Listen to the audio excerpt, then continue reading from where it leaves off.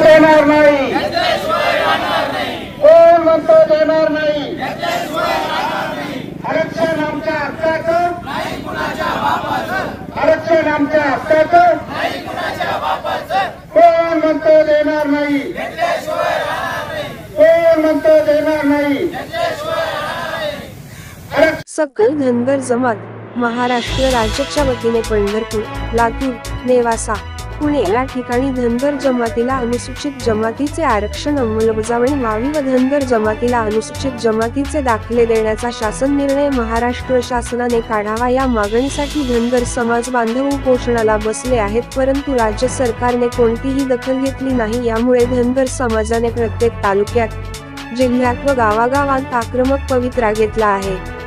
याच अनुषंगाने संगमनेर तालुक्यातील धनगर समाज बांधवांनी या समनापूर गावातील कोल्हार घोटी महामार्गावर रास्ता रोको आंदोलन करत निदर्शने केली आहेत। हा रास्ता रोको संपूर्ण महाराष्ट्र राज्यात एकाच वेळी सुरू झाला। या आंदोलनात धनगर समाज बांधवांनी आपल्या भावना व्यक्त केल्या आहेत। धनगर जमात ही महाराष्ट्रात पिढ्यानपिढ्या मेंढपाळ व पशुपालन व्यवसाय भटकंती करून करत आहेत। 1956 साली अनुसूचित जाती जमातीच्या यादीत धनगर असा उल्लेख आहे, मात्र धनगर ही जमात अस्तित्वात नाही हे सिद्ध झाले असून जी काही जमात आहे ती धनगरच आहे हेही सिद्ध झाले आहे। आजवर ही चूक दुरुस्त करण्यासाठी कोणत्याही सरकारने पुढाकार घेतला नाही। यामुळे धनगर जमातीला हक्काच्या अनुसूचित जमातीच्या आरक्षणापासून वंचित राहावे लागले आहे। या कारणांमुळे धनगर समाज बांधवांनी एकत्र येऊन रास्ता रोको आंदोलन करत निदर्शने केली आहेत। तर आपल्या मुलांना काहीतरी त्याचा फायदा होईल हा मेन उद्देश आपला आहे। आपल्याला काही आरक्षण घेऊन पुढे राजकीय विलक्षण लढवायचे नाही, पुढे उभं राहायचं नाही, परंतु आपल्या येणाऱ्या पिढीसाठी, आपल्याला आपल्या हक्कासाठी आपण त्यांच्याकडे आरक्षण मागतो। आपण त्यांच्या कुठल्याही कोठ्यातलं आरक्षण मागत नाही। आमचं जे धनगर, त्याचं जे धनगर झालं ते सुधारून आणि आम्हाला आमचं वालं केंद्राचं आरक्षण द्या, इतकी साधी साधी मागणी आपली ही कितीतरी वर्षापासून त्यांच्याकडे आहे।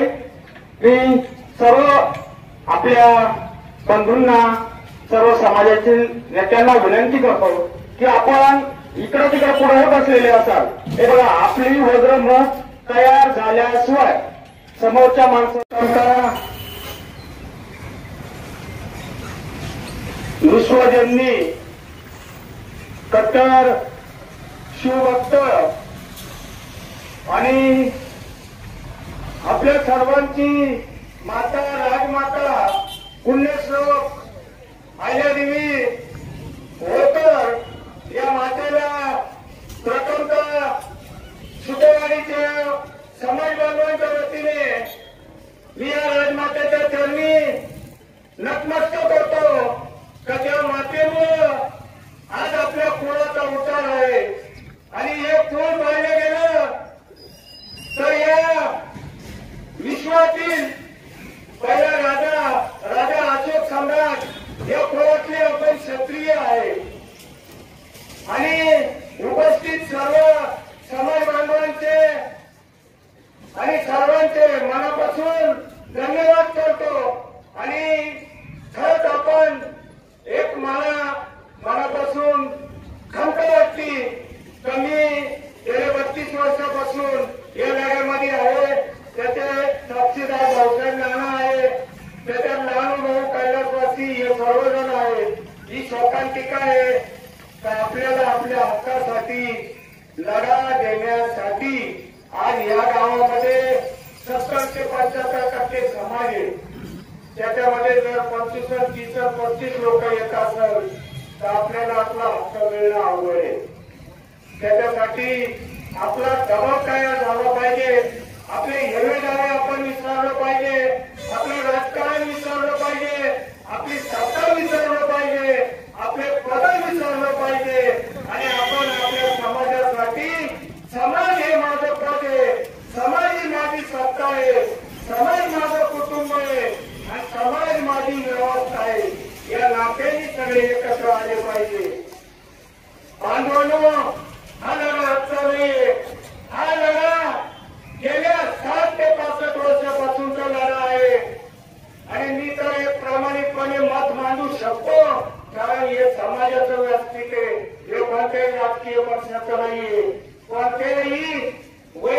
मागवत नाहीये, हे समाज मागवतो व्यासपीठ आहे. माझ्याकडे एक मुद्दा आहे, ज्यांनी आतापर्यंत 40 वर्ष, 50 वर्ष, 65 वर्ष आपल्या मतावर सत्ता भोगली, त्यांच्या घरावर आंदोलन केलं पाहिजे, त्यांच्या घरावर हल्ला गेला पाहिजे. त्यांनी आपल्याला विटीस झालं, त्यांनी हे सगळे प्रलंबित प्रश्न ठेवलेले, त्यांनी कोणत्या प्रकारचे विधान भवनामध्ये त्या विधान भवनाच्या पक्षावर कधी आपल्या समाजाचा प्रश्न मांडला नाही, कधी ठराव करून घेतला नाही. कोणत्याही मतदारसंघाच्या आमदाराचा विधानसभा असेल तिथं आपल्याला प्रतिनिधित्वाची संधी दिलेली नाहीये. केवळ त्याच्या कारणामुळे आपला दबाव तयार होत नाहीये. आपण सर्वजण एकत्र येऊन ज्यावेळेस आपल्या हक्काचा लढा देऊ त्यावेळेस हा न्याय आपल्याला भेटणार आहे. आपण मागच्या आठवड्यामध्ये त्याच्यासाठी ठराव करण्याची तयारी दर्शवली, सगळीकडून त्याला विरोध झाला, पुन्हा ते प्रकरण मागं पडलं. आता पुढे आली विधानसभा, परत म्हणणार कोणीतरी सत्तेत येणार, तुम्हाला तुमचा हक्क मिळणार, पुन्हा 5 वर्ष जाणार, पुन्हा आम्ही सापडणार, पुढची पिढीचं वय होत जाणार, त्याची पुढची पिढी येणार, ते नोकऱ्यांपासून वंचित राहणार, शासकीय योजनांपासून लाभांपासून वंचित राहणार.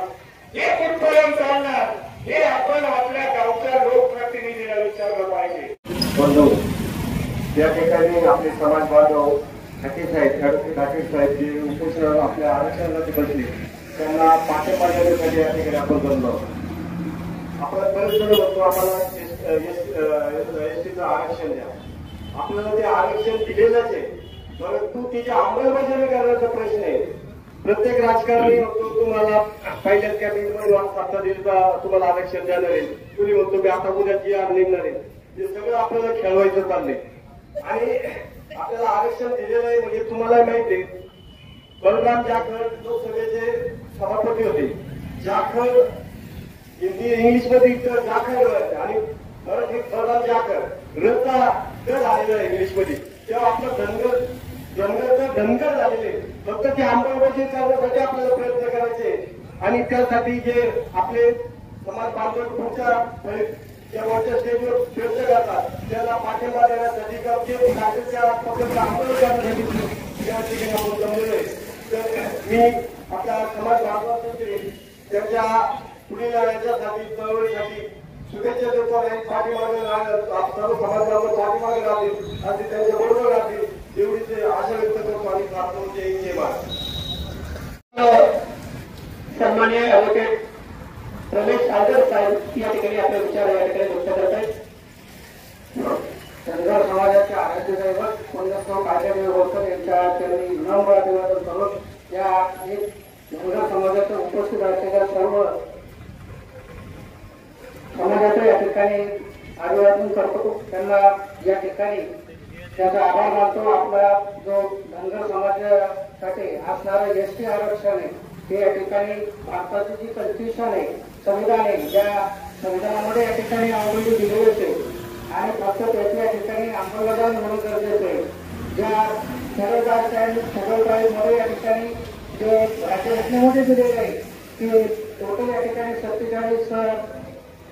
47 या ठिकाणी दिलेलं आहे.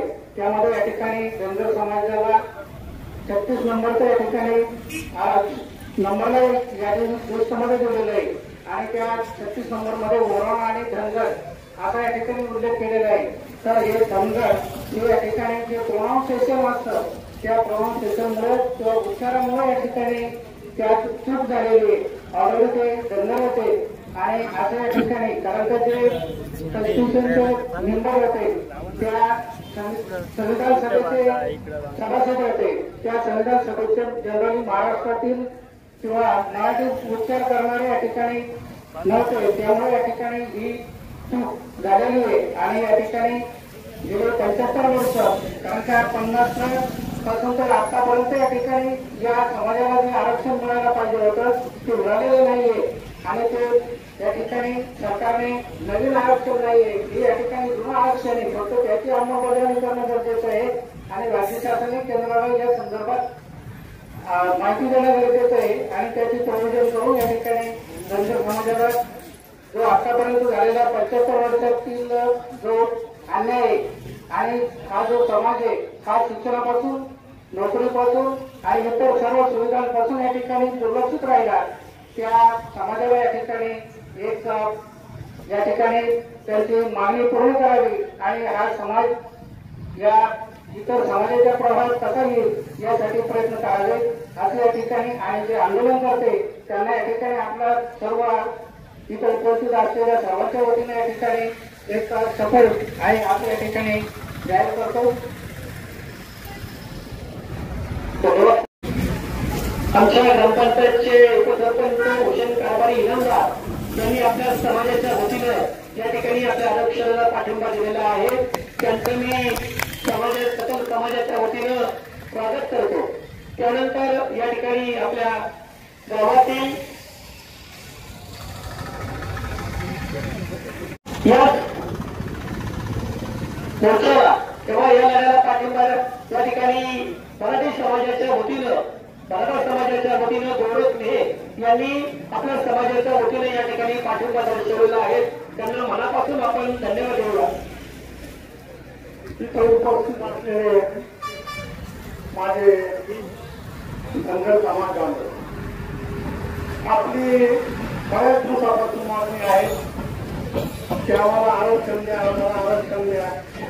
पण ते इंग्लिश स्पेलिंग चुकल्यामुळं उत्तर भारतात धनगर यांना आरक्षण दिलेलं आहे पण आपल्या महाराष्ट्रात धनगर म्हणून आरक्षण सरकारने दिलेलं नाही. तर या आरक्षणासाठी आमचा धनगर समाज या ठिकाणी आरक्षण मागतोय परंतु सरकार काय आरक्षण द्यायला तयार नाही. आणि आज आपल्या संगपूर गावी धनगर समाजाने जे रस्ता रोको आंदोलन केलेलं आहे त्या आंदोलनात मी आमच्या संगपूरच्या मुस्लिम बांधवातर्फे मी या ठिकाणी त्यांना पाठिंबा देतो. तसंच महाराष्ट्रातील मुस्लिम समाजातर्फे या आंदोलनात पाठिंबा राहील आणि या आंदोलनात आम्ही सुद्धा मुस्लिम समाज बांधव या ठिकाणी आपल्या बरोबरीने उभे आहेत असं मी जाहीर करतो. धन्यवाद सरपंच. या ठिकाणी आपल्या समाजाच्या वतीनं आपण आमच्या आरक्षणाला पाठिंबा दिला. समाजाच्या वतीने रस्ता रोको करण्याचा धनगर समाजाच्या वतीने आयोजन केलेलं आहे. त्या ठिकाणी धनगर समाजाचे बांधव राज्यामध्ये 13-14 दिवसापासून उपोषणाला बसलेले आहे. पंढरपूर असेल, उस्मानाबाद असेल, तसंच नेरस्ता असेल या ठिकाणी आपले बांधव उपोषणाला बसलेले आहे. आपण या ठिकाणी आपले बांधव उपोषणाला बसलेले आहे त्यांना पाठिंबा देण्यासाठी या ठिकाणी आपण रस्ता रोको करण्याचं आयोजन केलेलं आहे. या ठिकाणी अनेक वर्षापासून धनगर आणि धनगर पेरिंग मिस्टेक असल्यामुळे आपण आरक्षणाच्या याच्यापासून वंचित राहिलेलो आहे. गेले अनेक वर्ष आपला समाज मागासलेला आहे, मेंढपाळ आहे.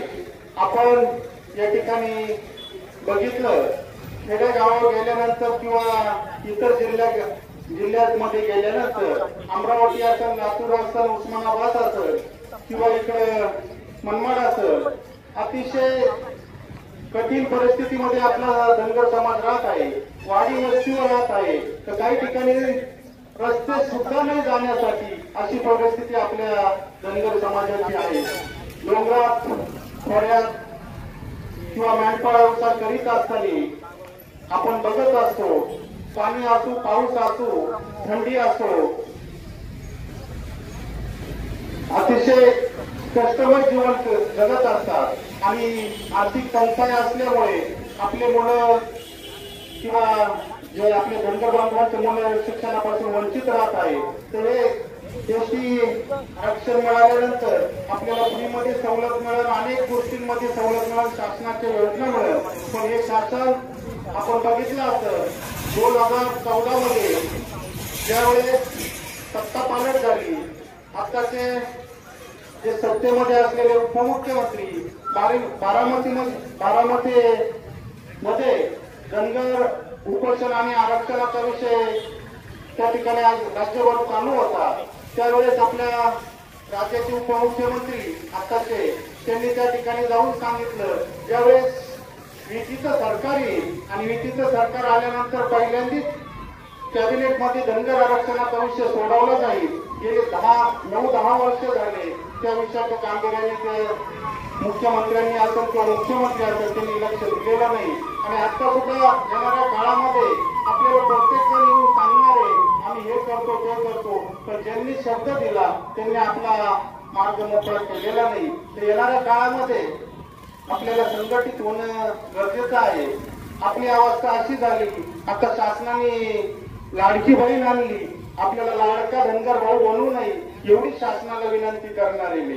सर्व योजना करा तुम्ही, पण समाज धनगर समाज असा आहे, एखाद्याला एखादा शब्द दिला तो प्रामाणिकपणे पाळणारा समाज आहे. त्या ठिकाणी मी सरकारला एवढीच विनंती करेन की आमचे हक्काचं जे आरक्षण आहे ते आरक्षण आम्हाला द्यावा आणि जे कायद्याच्या चौकटीत राहून टिकत नुसतं द्यायचं आणि उद्या टिकणार नाही असं शासनाने करू नये अशी मी धनगर समाजाच्या वतीने शासनाला विनंती करतो का जे एसटी जे आरक्षण आहे आदिवासी बांधवांना सुद्धा आरक्षणाला धक्का न लागता आम्हाला आरक्षण द्यावा असं बोलून मी माझे 2 शब्द संपवतो. केळकोट केळकोट जय मल्हार. धनगर बांधवांनो, आज आपण या समरापूर या नगरीमध्ये आज आपले 14-15 दिवस झाले आपले काही बांधव हे पंढरपूर येथे उपोषणाला बसलेले आहेत. परंतु 15 दिवस होऊनही सरकारने जो काय आपला जो जुना जो मुद्दा आहे जो आपला आरक्षणाचा जो धनगर आणि धनगर एकच आहे किंवा आम्हाला एसटीचं आरक्षण द्या हा जो जुना मागणी आहे ते प्रलंबित प्रश्न सोडवण्यासाठी या ठिकाणी आपले बांधव 15 दिवसापासून उपोषणाला बसलेले आहेत. परंतु सरकारने अद्याप प्रकारचा प्रश्न सोडवलेला नाही किंवा त्यांना जो काही ठोस असा जो काही आपल्याला शब्द पाहिजे तो दिलेला नाही. त्यांच्या समर्थनार्थ आपण या ठिकाणी कोलारगुटी रस्ता रोको करण्यासाठी या ठिकाणी जमलेलो आहोत. बांधवांनो, हा जो प्रश्न आहे हा प्रश्न माझ्या जन्माच्या आधीपासून म्हणजे जवळजवळ भारत स्वतंत्र झाला तेव्हापासून हा प्रश्न प्रलंबित आहे. आपल्या महाराष्ट्राची जेव्हा स्थापना झाली किंवा आपल्या भारताचं जेव्हा कॉन्स्टिट्यूशन जेव्हा अंमलात आलं ते कॉन्स्टिट्यूशन अंमलात आल्यानंतर राज्यघटनेमध्ये 36व्या नंबरवर धनगर असा धनगरांना एसटीचं आरक्षण दिलेलं आहे 36व्या अनुसूचीला. आता बंधूंनो, या ठिकाणी बघितलं तर 1990 पर्यंत आपण कोणतंच आरक्षण नव्हतं महाराष्ट्रामध्ये. मग जर आपण 1990 पर्यंत जर कोणतं आरक्षण नव्हतं तर मग बाबासाहेब आंबेडकर एवढे त्यांचं मन आपल्याबद्दल घुसून नव्हतं तर त्यांनी आपल्याला कोणतंच आरक्षण दिलं नाही. हा प्रश्न या ठिकाणी सगळ्यांना विचारावा लागतो की मग ठीक आहे तुम्ही म्हणता धनगर वेगळे मग आम्हाला 1990चा काय एसटीचं आरक्षण दिलं तोपर्यंत महाराष्ट्रात आम्हाला का कोणतं आरक्षण नव्हतं. म्हणजे या ठिकाणी माझा असा प्रश्न आहे की धनगर आणि धनगर हा एकच आहे. परंतु जेव्हापासून आपण आंदोलन करतो तेव्हापासून आपल्या आंदोलनाची दिशा कायम या ठिकाणी भरकटलेली. जे 27 या 27 कायम आपल्याला काहीतरी जो धनगर समाज जो भोळा बाबला समाज आहे या समाजाला ते फक्त काहीतरी गाजर दाखवतात. प्रत्येक वेळेस समाज एकत्र झाला कुणीतरी येतं आपल्याला काहीतरी गाजर दाखवतं निघून जातं. हा समाज भोळा असल्यामुळे हा समाज त्याकडे एखाद्या गाजराला हो म्हणतो आणि त्या ठिकाणी आंदोलन थांबवतो. बंधूंनो, यापूर्वी कोकणे साहेबांनी आंदोलन केलं त्याच्यानंतर आपल्याला एमटीसीचं आरक्षण मिळालं. आता बंधूंनो 2014ची गोष्ट सांगतो. त्या आंदोलनाला जेव्हा बारामतीचं आंदोलन झालं त्यावेळेस आम्ही पण तिला भेट द्यायला गेलेलो होतो. परंतु त्यावेळेस देवेंद्र फडणवीस साहेबांनी शब्द दिला होता की पहिल्याच कॅबिनेटमध्ये आम्ही तुम्हाला एसटीचं आरक्षण देतो. जर एसटीचं आरक्षण दिलं नाही तर आम्ही समाजापुढे उभं राहणार नाही. आणि बंधूंनो, त्याशिवाय आपला समाज एकत्र आला, बीजेपीला महायुतीला मतदान केलं, त्या ठिकाणी महायुतीचं सरकार आलं. पण 2014 ते 2024 या 10 वर्षाच्या काळामध्ये धनगराचा डर सुद्धा त्यांच्या लक्षात आला नाही किंवा शब्द आला नाही. मध्ये पुन्हा 2019ला पुन्हा समाज बांधव एकत्र आले. त्यावेळेस आम्ही इथून मुंबईपर्यंत गेलेलो होतो. त्यावेळेस सरकारच्या जे काही आपले जे धनगर बांधवांचे जे काही लोकप्रतिनिधी होते, जे प्रतिनिधी होते, ते प्रतिनिधी त्या ठिकाणी चर्चेला गेलेले होते. आणि अशातच आम्हाला फोन आला की तुम्ही इथूनच पाठीमागे जा, आपल्याला आपला शब्द मिळाला आहे. आता एक वकील या नात्याने मला तेव्हा प्रश्न पडला की नेमकं सरकार आपल्याला शब्द दिला काय. परंतु त्या ठिकाणी आम्ही एकंदरीत वाचन केलं तर त्यांचा असा शब्द होता की जे काही सरकार, जे काही आपल्या उच्च न्यायालयामध्ये जी काही रीत चालू आहे त्याच्यामध्ये आम्ही तुम्हाला वकील मिळवून देऊ, त्याच्यामध्ये आम्ही तुमच्या बाजूने अफिडेव्हिट देऊ, त्याच्यामध्ये आम्ही तुम्हाला जे जे काही सहकार्य करू. तेव्हा देवेंद्र फडणवीस साहेबांनी या ठिकाणी शब्द दिलेला होता. बंधूंना 2019चं इलेक्शन झालं आणि त्या ठिकाणी त्याच्यानंतर पुन्हा 2024 पर्यंत कोणतं अफिडेव्हिट दिलं नाही. रीटचे निकाल जर तुम्ही बघितले तर अक्षरशः आपल्या विरोधात गेले. सरकारने त्या ठिकाणी सरकारी वकील दोनदा सरकारी वकील बदलले. आपल्या विरोधात धनगरांचे 4-5 दाखले दिले. आपल्या विरोधात चांगले वकील देऊन आपल्या विरोधात निकाल घातला.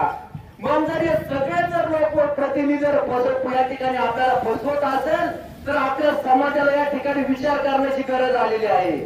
तुम्ही म्हणतात काँग्रेस नालायक, बीजेपी चांगलं, बीजेपी चांगलं, राष्ट्रवादी नालायक, राष्ट्रवादी नालायक, शिवसेना चांगली.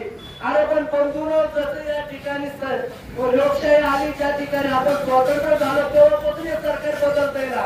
मग कुणी आपला विचार केला. या ठिकाणी मी मराठा बांधवांचं खरोखर या ठिकाणी त्यांचं मी अभिनंदन करू इच्छितो की एक जरंगे पाटलासारखा साधारण माणूस या ठिकाणी घेतो आणि आता मराठा समाज त्यांच्या बाजूला राहतो. तेव्हा आपल्याला पण या ठिकाणी वेळ आलेली आहे की आपल्याला आपलं भांडून घ्यावं लागेल. कुणी आपल्याला द्यायला या ठिकाणी बसलेलं नाही. त्यांना जर द्यायचंच असतं तर आजपर्यंत कित्येक वेळा दिलं असतं. आज तुम्ही रस्त्यावर येतात, दुसऱ्या ठिकाणी लगेच आदिवासी बांधव रस्त्यावर येतात. यांना फक्त धनगर आणि आदिवासींमध्ये भांडणं लावण्याची पोळी भाजून घ्यायची आहे. आणि जर तुम्हाला जर या ठिकाणी एक संघ व्हायचा असेल, महाराष्ट्रातला 2 नंबरचा समाज आहे आपला, तुम्ही जर एकत्र आले त्याला परकी बोई थोडी होईल. हे तुम्हाला खोटे शब्द काय हे तुमच्या समोर उभे पण राहू शकत नाही. परंतु त्यांना माहित आहे समाजातील 2 नेते आपल्याकडे घ्यायचे, 2 त्यांच्याकडे घ्यायचे, 2 त्यांच्याकडे घ्यायचे, वाटून घ्यायचं, त्यांना एखादं छोटस पद द्यायचं, पुन्हा 5 वर्ष समाज आहे. बंधूंना आज आपला समाज एकत्र काय येत नाही याला कारण ते का ते 60 वर्षापासून लढू थकले. आज अक्षरशः त्यांना या ठिकाणी नको झालेलं आहे. परंतु जर तुम्ही जर असे शांत बसले, तुम्ही जर एकत्र आले नाही तर तो आपला समाज या ठिकाणी नामशेष व्हायला वेळ लागणार नाही. आम्ही काय बोललो तर आम्ही जातीवादी, ते काय बोलले तर ते जातीवादी नाही. म्हणजे कुठून आणलं तुम्ही. आम्ही आमचा हक्क मागायला गेलो तर तुम्ही कोणतरी तिकडून लोक सोडतात. आणि आता तर मला एक बातमी कळाली का 2 दिवसात सरकार GR देणार आहे. अरे बाबा GR कुठून देणार आहे. तुम्ही तो GR टिकल का. तुम्ही 10 वर्षाचा अभ्यास केला नाही, 10 वर्षात आम्हाला काही दिलं नाही, म्हणजे 3 दिवसात पुन्हा तुम्ही GR देणार आहे. म्हणजे या ठिकाणी आपली फसवणूक करू इच्छित्या आणि पुन्हा काहीतरी GR द्यायचा, पुन्हा मुख्यमंत्र्यांनी समोर यायचं का धनगरांना आम्ही हे दिलं ते दिलं. आता बंधूंनो 2019ला त्यांनी आपल्याला 1000 कोटीची योजना देण्याची घोषणा केली होती. तर जोपर्यंत आम्ही तुम्हाला आरक्षण देत नाही तोपर्यंत जे आदिवासींना ते तुम्हाला. मग 1000 कोटीचा 1 रुपया तरी कोणाला मिळाला का. मग कुठे गेले ते 1000 कोटी. या ठिकाणी आपला प्रश्न लोकसभेमध्ये एक मुस्लिम खासदारांनी मांडला, त्यावेळेस त्यांना कोणीच साथ दिली नाही. जर तुमचं महाराष्ट्र तुमचं सरकार आहे, केंद्रात तुमचं सरकार आहे, तुम्ही काहीतरी योजना करा, तुम्ही काहीतरी केंद्राला पत्र पाठवा, शिफारस पाठवा, तुम्ही काय तर पण काहीच करत नाही. त्यांना फक्त आपल्याला खेळवत ठेवायचंय. मी पण त्या एका पक्षाशी बोलत नाही, परंतु माझ्या मध्ये सगळेच पक्ष सत्तेत आलेले, परंतु कुणीच आपल्याला आरक्षण दिलेलं नाहीये. तरी बंधूंनो येणारा काळ अतिशय खडतर आहे. आपल्याला सर्वांना एकत्र यावं लागणार आहे. आरक्षणाचा मुद्दा हा प्रलंबित राहणारच वर्ष एकाला आपल्याला देणार नाही. परंतु जेव्हा तुम्ही एकत्र येणार त्यावेळेस नक्कीच त्यांना आपला विचार करावा लागेल अशी मी तुम्हाला ग्वाही देतो. आणि जे काय आपण आता या ठिकाणी आरक्षणाचा जो काही मुद्दा उपस्थित केलेला आहे, जो या ठिकाणी पुढे आपण चालू ठेवू अशी मी आपल्या सर्वांच्या वतीनं आपण एक प्रकारे शब्द देऊ. थांबतो. जय मल्हार, जय आईर. धन्यवाद साहेब. या ठिकाणी आपण सुंदर विचार या ठिकाणी मांडलेले आहेत. खरंच या विचारातून आपल्याला एकच सांगता येईल की एकत्र या, अडवं आणि नडवा. अडवलं आणि नडवलं तरच आपल्याला या ठिकाणी आपला हक्क त्या ठिकाणी मिळेल अशा प्रकारची विनंती करतो. त्यानंतर खांब्याचे सरपंच सन्माननीय रवी धातेर यांना विनंती करतो की त्यांनी पुढे येऊन आपले विचार या ठिकाणी व्यक्त करावेत.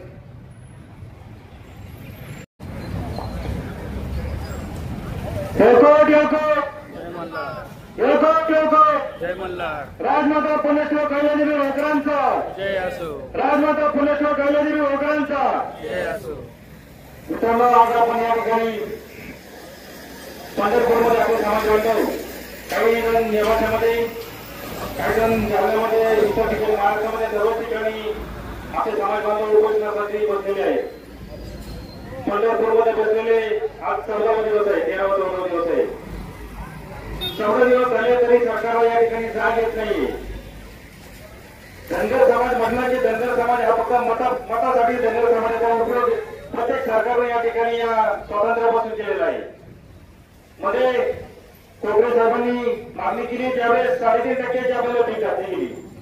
आपल्याला आरक्षण हवंय, आपल्याला आरक्षण नको, आपल्याला आरक्षणाची अंमलबजावणी पाहिजे. आपण ऑलरेडी आपण एसटी मध्ये आहोत, धनगर एकच आहे. हेच फक्त आपल्याला या सरकारमध्ये द्यायचं. केंद्राच्या एसटी कॅटेगरीमध्ये धनगर ही जमात आजही त्या ठिकाणी कायदेशीरित्या आहे, परंतु शब्दाचा उल्लेख फक्त धनगर आणि धनगर याच्यामध्ये तफावत आहे. आणि या र आणि ड्रच्या या वादामध्ये आपण 70 ते 75 वर्ष आपण या ठिकाणी आरक्षणापासून वंचित आहोत. या सरकारला आणि सरकार असो, विरोधी नेते असो, सोबत प्रत्येक आमदाराला, प्रत्येक खासदाराला एक विनंती आहे, बाबांना आम्हाला तुम्ही आरक्षण देऊ नका, फक्त आमच्या आरक्षणाची अंमलबजावणी करा. आणि प्रत्येक वेळेस आज प्रत्येक तालुक्यामध्ये आपले समाजवाद प्रत्येक आमदाराकडे जात असतात, आम्हाला आमच्या आरक्षणासाठी तुमचा पाठिंबा द्या. तात्पुरत्या स्वरूपामध्ये त्यांच्या लेटर हेडवर प्रत्येक जण धनगर समाजाला पाठिंबा आहे असं जाहीर करतो. प्रत्येक जण पाठिंबा जाहीर करतो, परंतु विधानसभेमध्ये, विधान भवनामध्ये, संसद भवनामध्ये आपली बाजू मांडायला कुणी तयार होत नाही. मी धनगर समाजाच्या वतीने जाहीर अभिनंदन करेल. जलील साहेबांचा खासदार जलील साहेब एक मुस्लिम समाजाचे आहे, परंतु त्यांनी आपली बाजू मांडली. परंतु ज्यांना आपण मतं देतो ते आपली बाजू मांडायला कोणी तयार होत नाही. तरी या व्यासपीठावरून एकच सांगू इच्छितो, प्रत्येक आमदार, प्रत्येक खासदाराने विनंती, धनगर समाजाच्या वतीने विनंती करतो, या पद्धतीने आमची मत घेतात, आमचे इलेक्शन आलं की आमच्या मतांची भीक मागतात. या पद्धतीने आम्ही तुमच्याकडे भीक स्वरूपात मागतो की आम्हाला फक्त अंमलबजावणी करणं, आरक्षण देऊ नका, फक्त अंमलबजावणी करणं. या ठिकाणी या व्यासपीठावर सांगतो माझ्या शब्द थांबवतो. जय हिंद महाराष्ट्र, जय मला. धन्यवाद सरपंच. या ठिकाणी आपण सुंदर विचार या ठिकाणी मांडलेले आहात. बसलेल्यांपैकी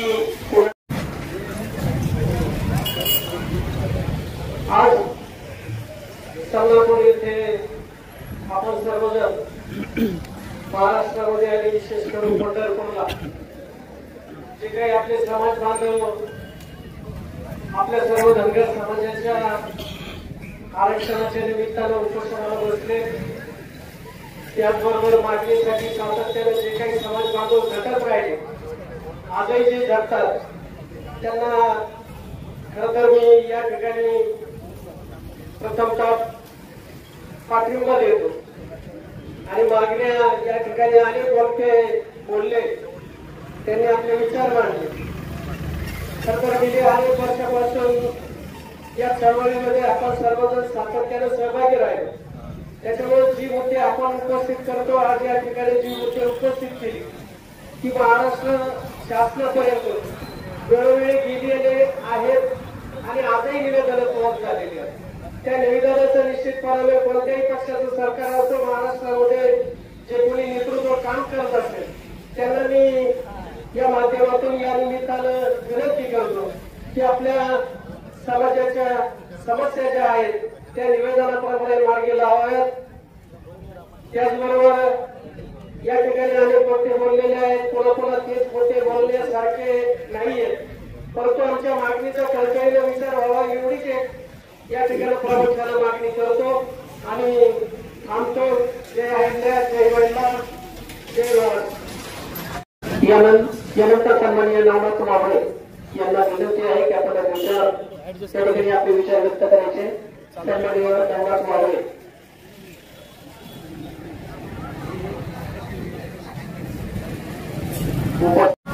ज्या मार्गात बळ बुद्धी चातुर्य असतं तोच लोकांना राजा बनवू शकतो. हा संदेश आपल्याला पुण्यश्लोक आचार्य यांनी दिलेला आहे. मात्र आपण हा संदेश मात्र विसरून गेलेला आहे. या लोकशाहीच्या राज्यामध्ये आपल्या मंदिरात बळ आहे, बुद्धी आहे, चातुर्य आहे, परंतु ते आत्मसात करण्याचं आपण विसरून गेलेलो आहे. बांधवांना आता मला वकील साहेबांनी सांगितलं सन 2014 आपण आताच एक मोठा लढा बारामती या ठिकाणी केला होता.